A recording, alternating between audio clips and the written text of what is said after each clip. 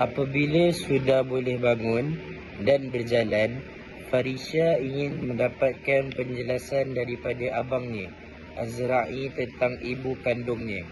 Azra'i menceritakan semua yang dia tahu tentang Farisha. Farisha menjadi adik angkatnya kerana hendak menyelamatkan Azra'i menerangkan bahawa dia dan beberapa orang lagi telah diamanahkan menjaga keselamatan Farisha. Apabila Farisha mendedahkan bahawa dia dapat berkomunikasi dengan ibunya, Azra'i kelihatan sangat cemas dan menyatakan bahawa Farisha dalam bahaya dan terus membawa Farisha keluar dari hospital menuju ke arah selatan. Azra'i bercakap dengan seseorang dan bersetuju mendapatkan kunci rumah daripada orang tersebut di perhentian air keruh. Dalam pada itu, Alia ditugaskan oleh Dr. Maksi untuk mempengaruhi otak Sida. Akhirnya Dr. Maksi dapat berkomunikasi dengan Kar melalui Sida. Kar mengarahkan supaya Farisha dibawa ke situ kerana virus yang disusup ke dalam Dinara akan diaktifkan, yang akan bukan sahaja memusnahkan Dinara tetapi ribuan manusia.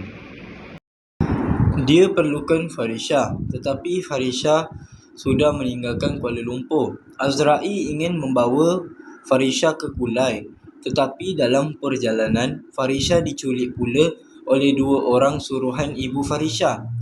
Dalam masa yang sama di Soft Lab, sesuatu berlaku pada Syida. Kal berbual melalui Syida.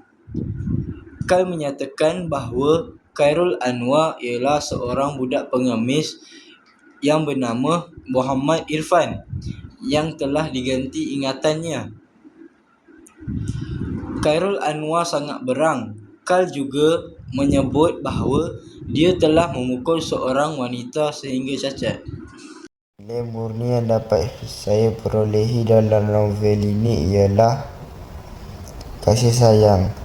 Azra'i menjaga dan membesarkan Farisha dengan penuh kasih sayang serta melindunginya daripada menjadi mangsa eksperimen ibunya. Tanggungjawab. Azra'i bertanggungjawab mendedahkan latar belakang sebenar Farisha agar adiknya itu faham bahaya yang mengancam dirinya. Ketabahan. Farisha menunjukkan ketabahan apabila menerima kenyataan pahit tentang masa lalunya. Keberanian. Azra'i berani bertindak demi menyelamatkan Farisha daripada ancaman virus yang ini disusup masuk oleh ibu kandung Farisha.